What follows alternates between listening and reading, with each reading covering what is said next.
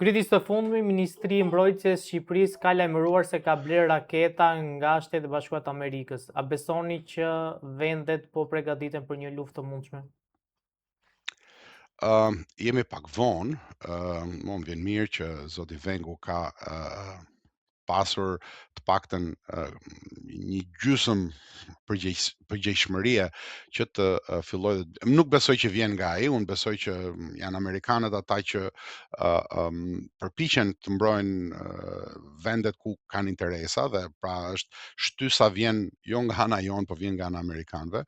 Jemi shumë vonë, unë siç ju thash, lufta nuk është në të ardhmen, lufta është në të tashmen, lufta është shpallur.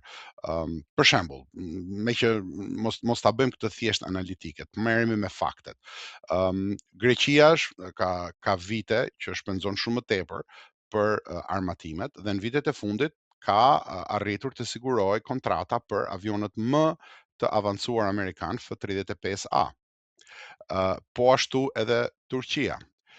Serbia sapo ka bërë kontrata para një viti, ndoshta edhe më pak se sa një vit, me Francën për të blerë avion Rafale, miliarda dollar. Ka bërë marrëveshje të tjera me Kinën. Pra, të gjithë këto vendet e rajonit që përgatiten, që janë armiq tan të deklaruar, pra domethënë Greqia kemi ligj lufte, kurse Serbia nuk njeh gjysmën e Shqipërisë që është Kosova, kështu që të gjithë këta armiq tanë që përgatiten, a mendoni ju se përgatiten krejt kot apo kanë një lloj arsye që përgatiten? Pastaj, fakt tjetër, lufta në Ukrainë nuk ka filluar tani, lufta në Ukrainë ka filluar në 2014 me marrjen e Krimes, që atëherë ishim në një luftë jo fort aktive, e cila u aktivizuan në 2022-shin. Tani jemi në mes të një lufte aktive. Evropa, Gjermania po riarmatoset me ritme të frikshme. Japonia po rimendon rikthimin e armëve bërthamore. A mendoni ju që gjitha këto janë rastësira, pra gjithë këta vende që përgatiten, edhe një të fundit, Shtetet e Bashkuara të Amerikës sapo kaluan një buxhet me 900 miliard, i themi shqipne, ose bilion anglisht, 900 miliard dollar për një vit për të përgatitur për shpenzimet ushtarake. A ju duken ju gjitha këto veprimet të disa aktorëve ndërkombëtar, të rëndësishëm ndërkombëtar, të cilët nuk presin luftë, apo mendoni se ashtu siç e kanë shpallur shefi i NATO-s, kryeministri gjerman, deri dhe presidenti francez Macron, që praktikisht Evropa e ka shumë të vështirë rrugën përpara pa u konfliktuar me një aktor të madh që është Rusia. Pra, lufta është këtu, lufta ka ardhur, ne shqiptarët jemi të fundit në radhë që përgatitemi. Ne kemi hequr ushtrin, kemi bërë shumë çka ne për ta helmatisur vetëmbrojtjen tonë, megjithatë nuk është kurrë vonë. Zoti Vengu ka bërë mirë që ka bërë, edhe qeveria ka bërë mirë që ka bërë këto shpenzime, po janë një pikë ujë në një oqean të madh nevojash. Unë mendoj që do ishte shumë më mirë dhe do ishte realisht, pastaj do kisha respekt për të, në qoftë se do të rikthenin shërbimin ushtarak të detyrueshëm për meshkujt dhe për femrat. Ato parametrat le t'i vendosin vetë, është nevojë jetike që të rikthehet shërbimi ushtarak dhe të rifillojë riarmatosja e shqiptarëve, sepse jetojmë në një kohë ku lufta është shumë pranë, lufta aktive flasim, dhe armiqtë tanë janë përgatitur prej kohësh. Ne të paktën duhet kemi mundësinë që të mbrohemi deri diku. Unë kam bindje që populli shqiptar nuk do ta lejojë asnjë çizme të huaj që të jetojë gjatë në Shqipëri, por i takon këtyre të cilëve shqiptarët deri tani ju kanë dhënë besimin që të na lënë të përgatitur, sepse përndryshe pastaj historia do t'i gjykojë shumë keq. Griti si ishte viti 2025 për Shqipërinë? Ishte një vit i nxehtë fatkeqësisht, një vit i vështirë, por një vit shpresdhënës. Unë mendoj që nuk është koincidencë që është aktivizuar veprimtaria e një institucioni shtetëror antikorruptiv si Spaku, sepse unë mendoj që në të gjitha sondazhet, në fakt kjo nuk është mendimi im, është fakt, në të gjitha sondazhet institucioni më i mbështetur nga shqiptarët është Spaku. Kjo tregon një lloj rizgjimi, kjo tregon një lloj vetëdijsimi të shqiptarëve për gjendjen e mjerueshme ku jemi. Dhe gjendja e mjerueshme nuk matet me sasinë e parave që mund të ketë njëri në dyshek apo tjetri. Nuk matet me sa të bukur dhe sa të kuruar, siç është fjala sot për të thënë, e ka njëri apo tjetri apartamentin, e të tjera e të tjera, edhe sa herë dalin me pushime në Paris apo në Dubai. Qenit e shëndetshëm i një shoqërie matet nga mënyra se si vetë qeveriset, nga normat që i vendos vetes, nga mënyra se kë vlerëson, pra a vlerësohet kriminali i cili jeton në Dubai në mes të luksit, apo vlerësohet njeriu i ndershëm që sakrifikon për kombin dhe për shtetin e vet. Pra në këtë lloj unë sigurisht që bëj pjesë tek pjesa e dytë, tek ana e fundit e këtyre që thash, tek njerëzit që vlerësojnë pikë pari një shoqëri të shëndetshme, kombëtare, të bazuar fort në lidhjet tona etnike.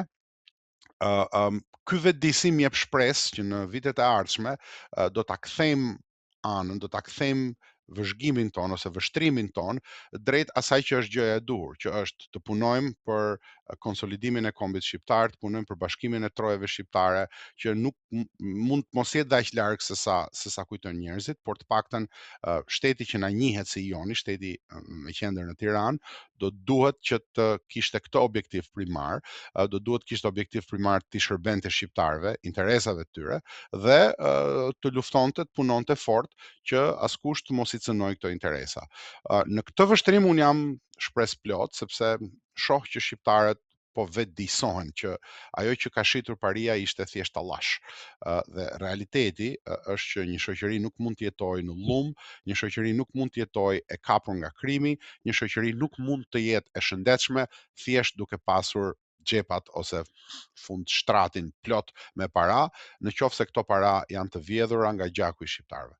Gritja ka ardhur koha që të mos ketë vetëm arrestime tashmë, por të ketë edhe sekuestrime të pasurive që politikanët i kanë marrë nga shqiptarët ndër vite. Jo ka ardhur, po ka kaluar ajo kohë sipas meje. Thelbi i politikës shqiptare sot, ose mos themi politikës, po të themi i asaj që është paria e Tiranës sot. Thelbi i Parisë Tiranës është pasurimi. Identiteti i tyre, objektivi i tyre primar dhe sekondar është pasurimi i tyre dhe i familjeve të tyre. Dhe këtë ne e shohim në çdo hap, kudo që ka hapen letrat, ne shohim se ata punojnë thjesht për para. Identiteti i tyre është paraja. Duke qenë që paraja është identiteti i tyre, është e pamundur që të fitohet beteja, qoftë edhe politike kundër tyre, në qoftë se nuk goditen tek paraja. Pra nuk mjafton që të dënohen publikisht edhe që të bëhet zhurma mediatike, që është një pjesë e rëndësishme, nuk duhet të zhvlerësuar ajo, por kyçi i çdo gjëje është që paratë e vjedhura ndaj shqiptarëve duhet t'ju kthehen shqiptarëve. Të kujt do, të cili do, sa do lart që të ketë shkuar, kudo që ato të kenë shkuar. Dhe dënimet duhet të jenë proporcionale me paftyrsinë e gjithkujt që është që ka guxuar dhe ka vjedhur paratë e popullit shqiptar. Unë e kam shkruar për disa 10 vitesh që unë jam i mendimit që legjislacioni shqiptar është jo i mjaftueshëm. Ne duhet të rikthehemi tek disa tradita tradicionale të gjyqësisë shqiptare. Ne duhet të rikthejmë dënimin me vdekje për ata që kanë vjedhur mbi 1 milion euro për nga shqiptarët. Dhe kjo do të kishte një ndikim të jashtëzakonshëm, por nuk mund ta bëj paria sepse paria nuk mund të marrë një thik dhe të vetvritet me ligje të tilla. Prandaj duhet një reformim i asaj që presin njerëzit nga politika, mos ju shkojmë më mbrapa bullallëqeve të përditshme që thon ata jo Evropa, jo legjislacioni, jo garantizmi, të gjitha gjërat të cilat ata i përdorin thjesht si masha për të mbrojtur veten. Nuk ka asnjë lloj garantizmi në Shqipëri, sepse unë të garantoj që nëse të kapin ty ose mua, askujt nuk i shkon nëpër mend që thot po ku janë të drejtat e këtij personi. Të drejtat e të burgosurve ose të drejtat e njeriut dalin pa vetëm kur burgosen politikanët, pra vetëm kur preken ata. Të gjithë të tjerat në fakt Shqipëria nuk e ka rekordin shumë të mirë për sa i përket drejtave të burgosura. Vetëm të burgosurve, vetëm për politikanët dëgjojmë. Ama kur i prishin të drejtat e Erion Velis, jemi të gjithë shumë të shqetësuar. Ama Nëse kapet guri apo gridi, askush nuk shqetësohet, askush nuk shkruan asnjë lloj gjëje. Pra, kjo duhet të ndryshojë dhe këtë mund ta ndryshojnë vetëm shqiptarët. Duhet ta ndryshojnë duke e vendosur veten një herë për gjithmonë përballë kësaj parie, duke i thënë këtyre që vjedhja juaj nuk mund të jetë vjedhja jonë. Paratë e juaja vinë erë në dytë dhe ne nuk mund të jemi pjesë e kësaj më dhe rrjedhimisht atëherë dënimet duhet të jenë proporcionale dhe kushdo që ka vjedhur duhet i kthejë ato dënime dhe të mos i gëzojë dot, kudo që ti ketë çuar, se shumicën e parave këta i kanë nxjerr jashtë. Nuk i lënë në Shqipëri se e din historinë, e din që jo më historia shqiptare nuk i ka lejuar njerëz të tillë të mbijetojnë më shumë se sa 2 breza, 3 breza, kështu që këta i kanë me mendjen e tyre i kanë marrë masa dhe i kanë nxjerr jashtë. Duhen gjurmuar të gjitha.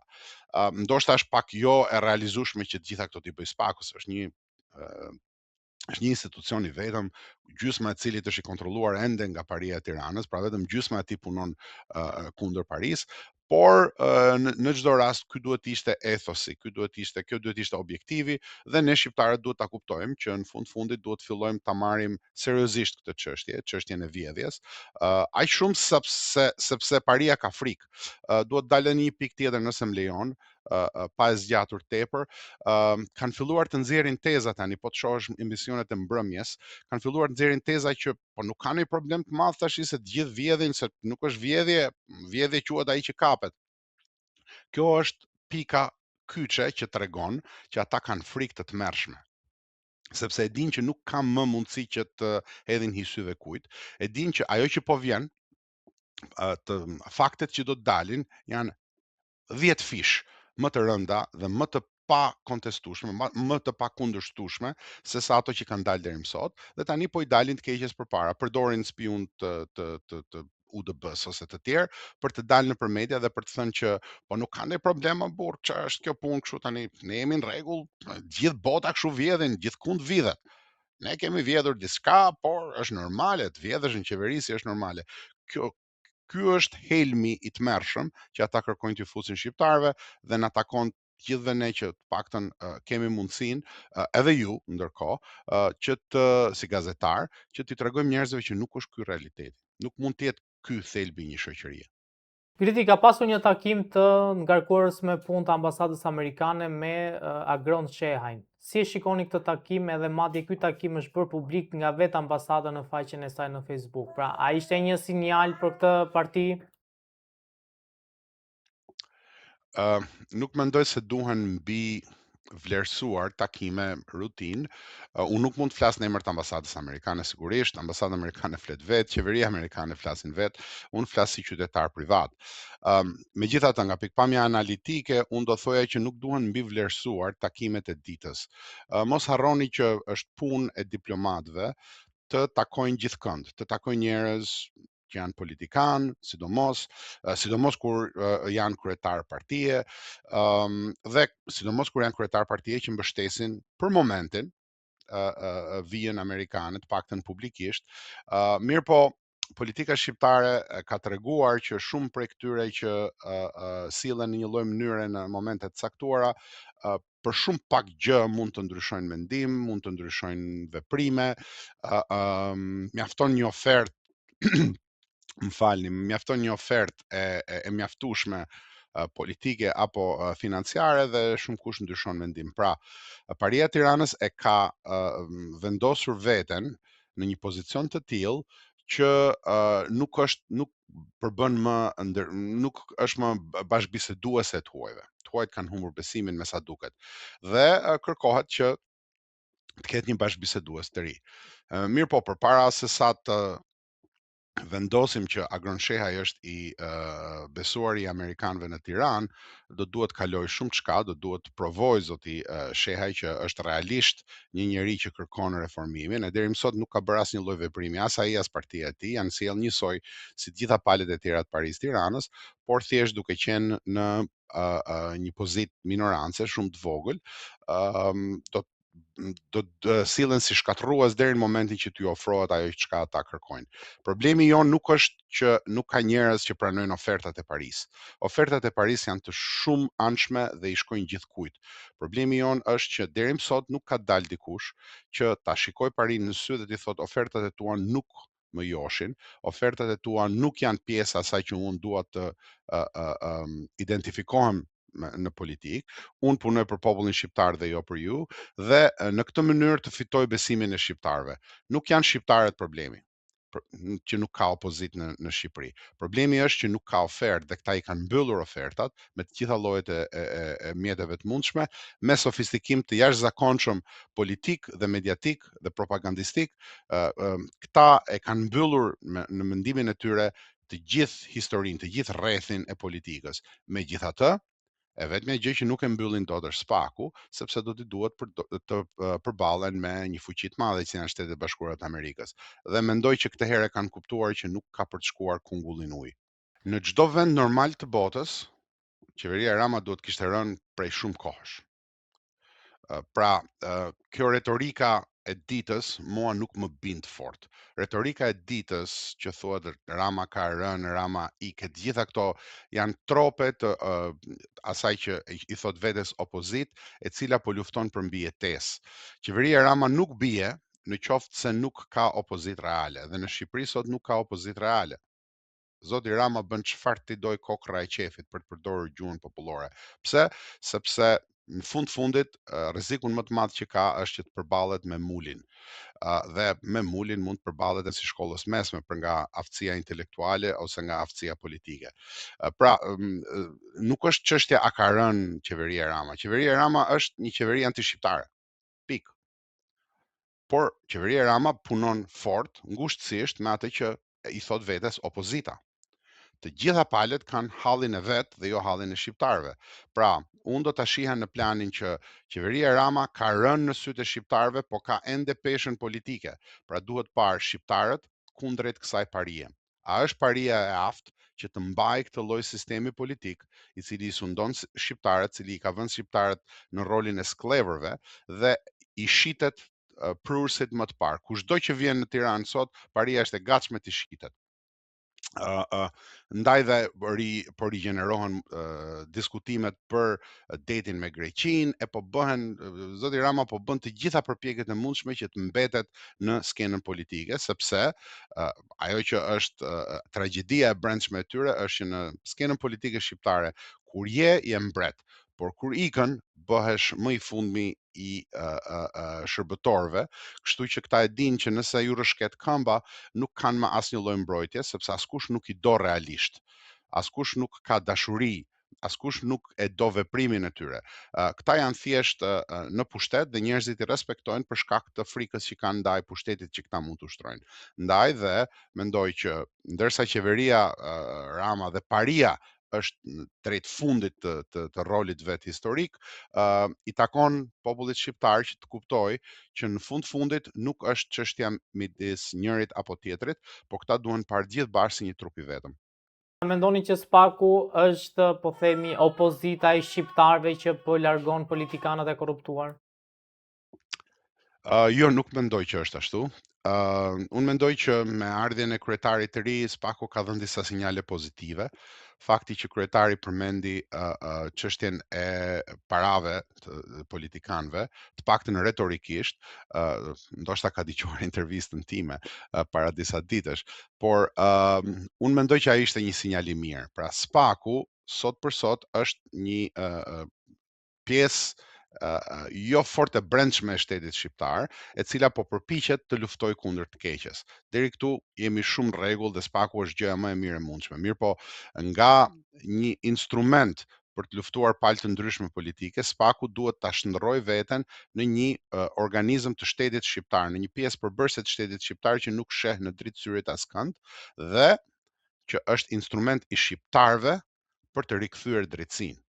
Nuk është çështja kë kapi, nuk është çështja e inateve. Inatet personale janë për njerëzit që shohin lajmet ose që shohin ato emisionet e darkave.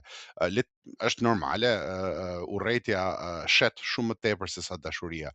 Mirë po, problemi është që për ne shqiptarëve na duhet një zgjidhje institucionale, duhet që SPAK-u të jetë një institucion i besueshëm, jo i XY-it, jo i mbështetur nga ambasada XY apo Z, po të jetë një institucion i besueshëm i shqiptarëve, në shërbim të shtetit të shqiptarëve.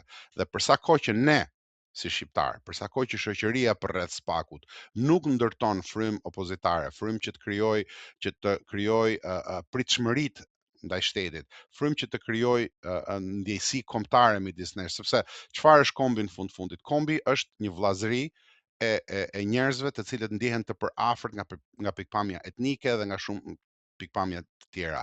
Për sa kohë që ne nuk krijojmë këtë lloj afërsie mes vetes, e cila pastaj do të pasqyrohet në të gjitha pjesët e shoqërisë, përfshi edhe politikën, në pjesën më të lartë saj të politikën, atëherë SPAK-u do të ngelet një ishull i mbështetur nga dikush që do të punoj për interesat deri aty ku shkojnë interesat e mbështetësve të vet. Unë do të dëshiroja që SPAK-u të ishte të ishte normalitet i shtetit shqiptar, ku askush mos kishte pritshmërinë që do të vjedhim tendera për 2.4 miliard dollar, sa i kanë dalë deri më sot zonjës Balluku, do të kapim akshin dhe do ta përdorim si kompani private, dhe do t'ju shpërndajmë këto të mira materialet e shqiptarëve 95% nga ana jon, po do japim një 5% që edhe këtyre të tjerëve që të rrinë urt, se janë, si tha zonja Balluku, për një deputet Partisë Demokratike, është djalë qytetar. Pra, për sa kohë që kjo nuk është më normaliteti, sepse ka një organizat, ka një institucion brenda shtetit që e lufton këtë pa mëshirë dhe të rikthen paratë shqiptarëve, atëherë çdo gjë tjetër nuk do të kishte vlerë. Për ta dhënë përgjigjen shkurt që ta keni si një përgjigje një fjalimshe, SPAK-u nuk mund të jetë opozit. Opozita duhet dalë nga shqiptarët.